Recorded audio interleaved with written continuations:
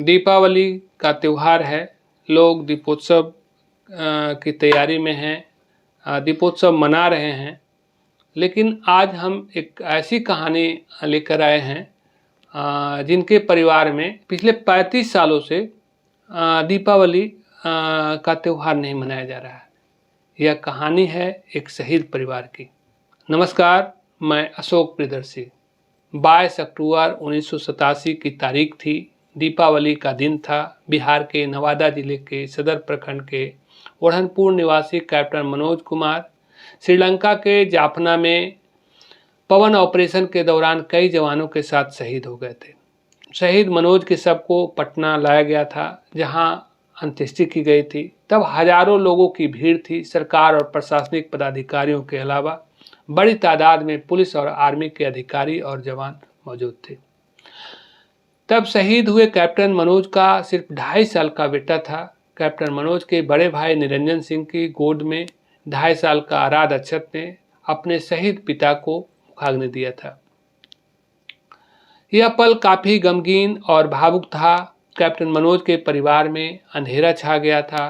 2.5 साल के आराध अक्षत के सिर से पिता का साया उठ गया था। तब कैप्टन मनोज की शहादत की घटना देश और बिहार के लिए बड़ी सुर्खियां थी। बीते वक्त के साथ कैप्टन मनोज की शहादत को लोग भूल गए, लेकिन उनके परिवार 35 साल बाद भी उनकी शहादत को नहीं भूल पाए हैं। उनकी स्मृति में रोशनी के त्यौहार दीपावली में परिजन अपने घर में दिए नहीं जलाते हैं। दीपावली में भी कैप्टन मनोज का घर अंधेरा रहता है। कैप्टन मनोज की भाभी गौरी देवी कहती हैं कि तब से दीपावली में नहीं पूजा पाठ करते हैं और न ही दीपक जलाते हैं। उनके जाने से जो अंधेरा हुआ है वह दिए जलाने से दूर नहीं हो सकता है।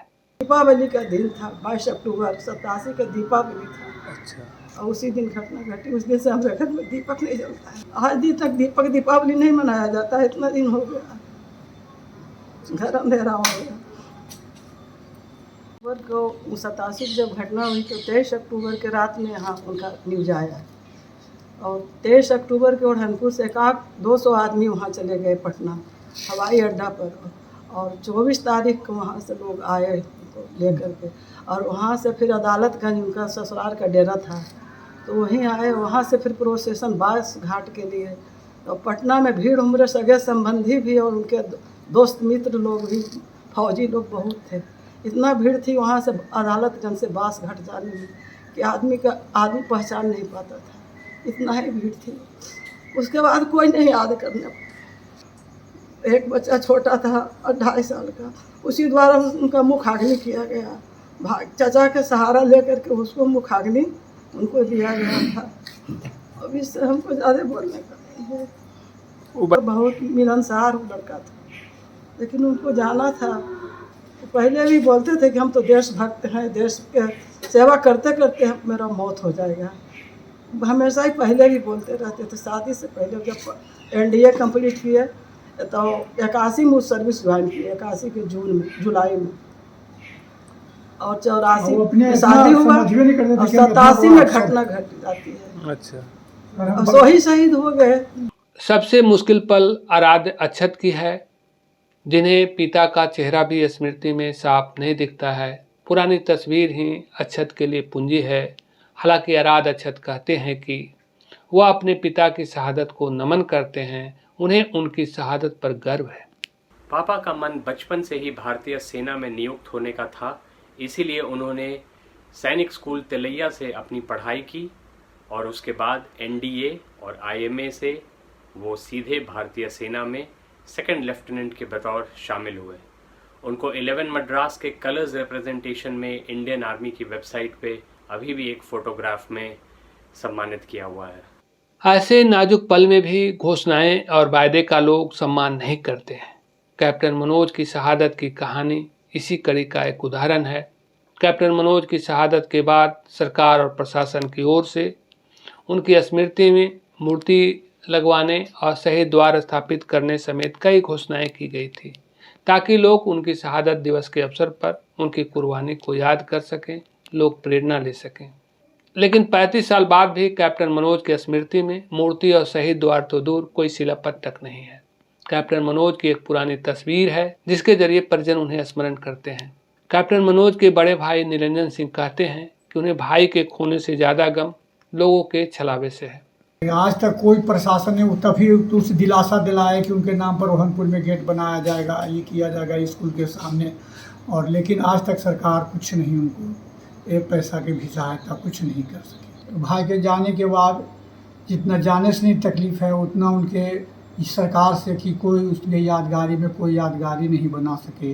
और मोदी जी ये विधेयक यह कार्यक्रम लागू किए हैं, उम्मीद है कि ये क्या करते हैं। इनका बच्चा अपने मेरिट से पढ़ करके इंजीनियरिंग करके अपना वो किसी प्राइवेट कंपनी में काम कर रहा है। अच्छा, बता दें कि भारतीय स्वतंत्रता के 75वें वर्ष को समर्पित मेरी माटी मेरा देश जन भागीदारी राष्ट्रव्यापी अभियान के दौरान शहीदों के घर की मिट्टी से मिट्टी लेने का काम शुरू किया गया था, लेकिन बीजेपी के जिलाध्यक्ष अनिल मेहता, पूर्व जिलाध्यक्ष विनय सिंह समेत अनेक लोग जब उनके घर श्रद्धांजलि देने पहुंचे तो कैप्टन मनोज की वही पुरानी तस्वीर श्रद्धांजलि देने के लिए उपलब्ध था।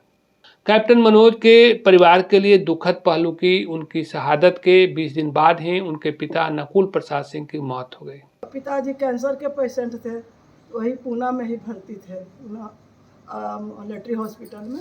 तो उनको भी लाया गया था एक फ्लाइट से स्पेशल, फौजी लोग लेकर के उनको भी आए थे। अच्छा, फिर उनका क्रियाभर दानापुर में उनको एडमिट कर दिया गया था, लास्ट स्टेज पर थे पिताजी।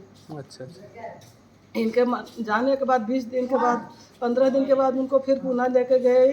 अच्छा, और वहाँ से फिर आज गए 3 दिन के बाद वो एक्सपायर कर गए। तो उनका भी फौजी लोग उनका दाह संस्कार पूना में ही कर दिए। फिर 1 महीना के अंदर दोनों पिता पुत्र का देहांत हो गया। अच्छा, घर में बहुत मातम हो गया। कैप्टन मनोज 2 भाई थे। बड़े भाई निरंजन सिंह टीएस कॉलेज में लाइब्रेरियन से रिटायर हुए हैं, जबकि भाभी गौरी देवी गृहिणी हैं। निरंजन सिंह के 3 संतान हैं, जबकि कैप्टन मनोज को सिर्फ 1 संतान जो फिलहाल इंजीनियर है। हालांकि कैप्टन मनोज के पुत्र आराध्य अक्षत को प्रधानमंत्री नरेंद्र मोदी के मेरी माटी मेरा देश कार्यक्रम से काफ़ी उम्मीद है कि शहीदों को उचित सम्मान मिल सकेगा। मुझे लगता है कि पापा जैसे बहुत सारे अन्य वीरों को भी सम्मानित करने में मेरी माटी मेरा देश एक बहुत अच्छा स्टेप है, एक बहुत बढ़िया कदम है। मुझे लगता है कि पापा को सम्मानित करने में प्रशासन काफ़ी भूमिका निभा सकता है, और अभी तक जो कुछ किया गया या नहीं किया गया उसको छोड़कर आगे भविष्य में पापा की स्मृति को सम्मानित करने के लिए कुछ ठोस कदम उठाए जा सकते हैं।